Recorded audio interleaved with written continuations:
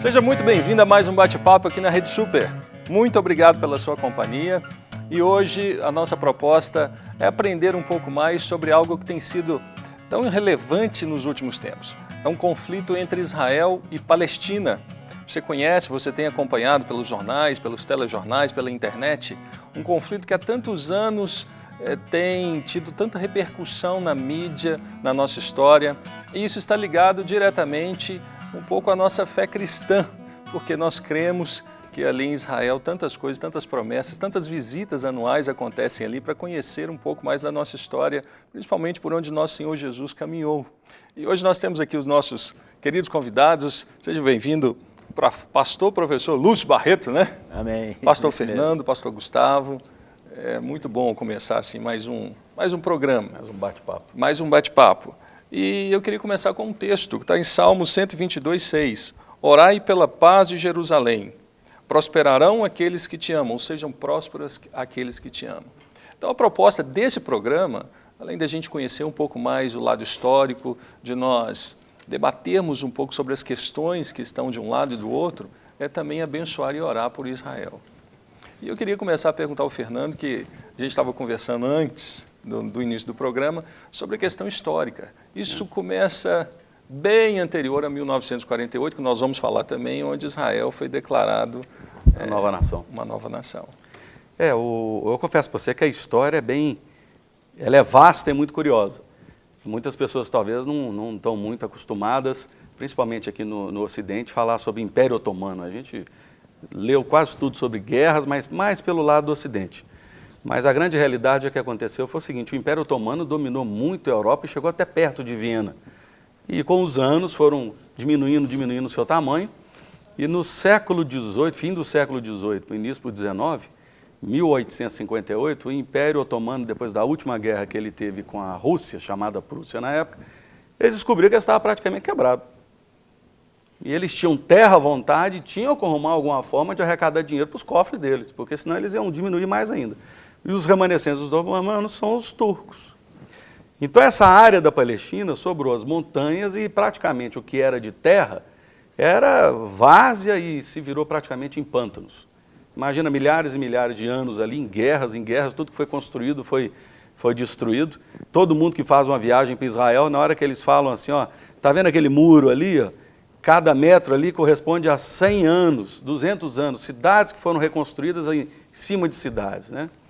E a grande realidade é o seguinte: duas coisas começaram a trazer, nessa época, o assunto de novo para o Oriente Médio. Primeiro, essa necessidade do Império Otomano de poder arrecadar de novo dinheiro para eles, e a terra estava abandonada, existiam mais ou menos 130, 150 mil árabes que moravam ali, não existia nação nenhuma. Eram simplesmente aldeias e eles se relacionando através de clãs e as famílias que viviam ou nas montanhas ou nos vales. É interessante entender isso, essa terra já era habitada. Nunca deixou de ser habitada, mas ela foi devastada por várias vezes. É porque parece, pelos noticiários hoje, a grosso modo, os leigos, vamos falar assim, a população entende que houve uma invasão e um quer tomar a terra do outro. E parece uma guerra, e é uma guerra na verdade, mas assim, talvez aquele pequeno pedaço ali, eu sei que a gente já está pulando um pouco a história, mas da faixa de Gaza que está ali exatamente no meio, hoje a gente entende que duas nações brigam simplesmente por aquele espaço tão pequeno. E na verdade não é só isso, tem um contexto histórico por trás. Enorme, enorme. Eu estava explicando o seguinte: depois do Império Otomano precisava arrecadar, eles baixaram uma lei da seguinte forma: nessas terras aqui, principalmente da Palestina, que está praticamente abandonada, com muitos mangos e brejos, se em 3 anos não produzirem, o Estado toma. E o Estado começou a tomar dessas pessoas e começou a vender, mas não podia vender nem para judeu nem para cristão, que eram considerados infiéis. Se vendesse, eles eram dignos de morte. Era um contexto religioso na época. Eles não poderiam vender. Então eles começaram a vender principalmente para os bancos e a classe alta turca.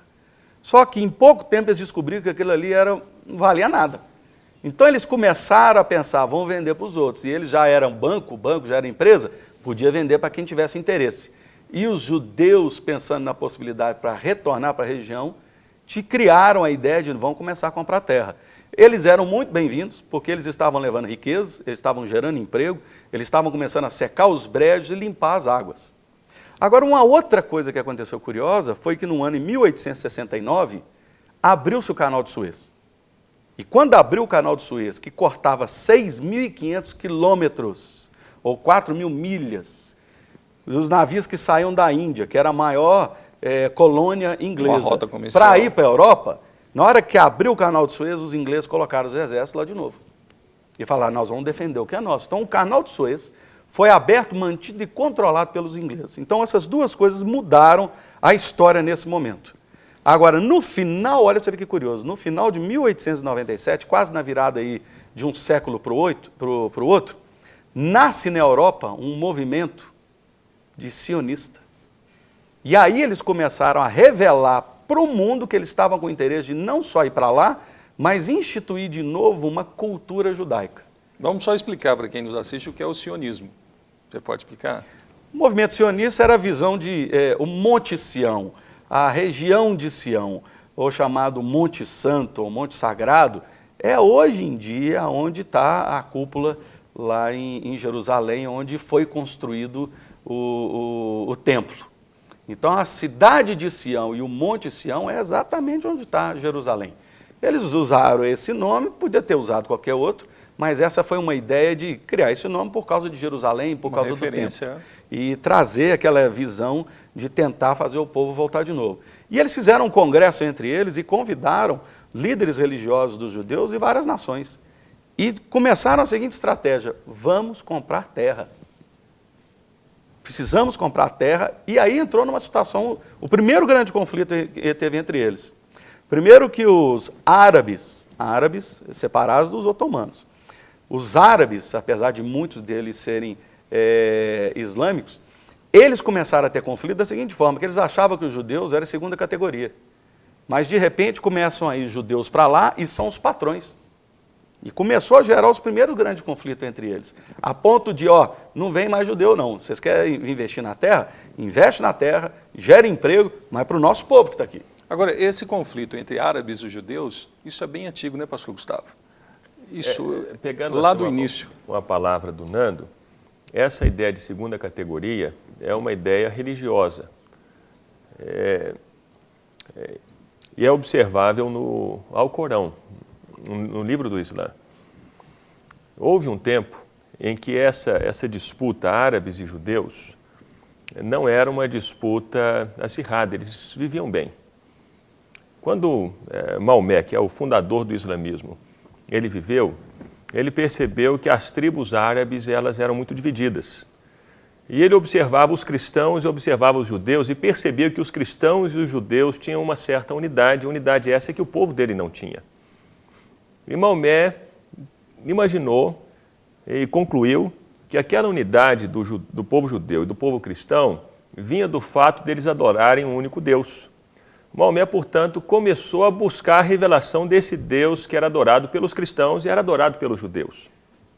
Infelizmente, nessa época, ele não conseguiu encontrar ninguém que pudesse apresentar para ele o Evangelho.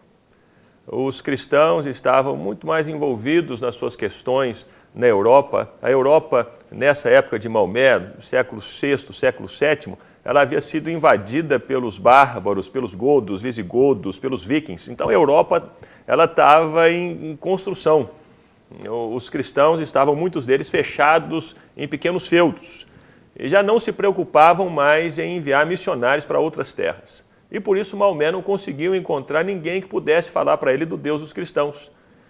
Encorajado, então, por Khadija, que foi a pessoa com quem ele se casou depois, uma mulher riquíssima na época, e Maomé se casou com ela, ele foi encorajado por ela a buscar a revelação desse Deus. E Maomé passou um tempo na caverna buscando a revelação desse Deus e conta a história de que numa certa ocasião ele teve uma revelação de um anjo e esse anjo falou com ele e revelou para ele os ensinamentos de Alá. Maomé no primeiro momento achou que aquilo era um absurdo, que ele estava perdido, mas Khadija continuou encorajando Maomé a buscar essas revelações.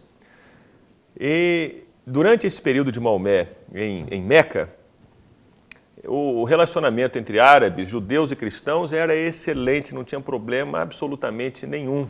Lembrando que aí nós estamos... Porque o Isso Fernando, é século VII. Isso. Fernando, nós estávamos no século XIX.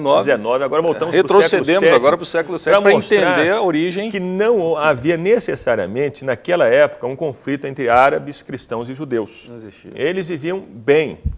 Mas Maomé precisou fugir de Meca numa certa ocasião, porque as pessoas começaram a não aceitar os ensinamentos dele em Meca.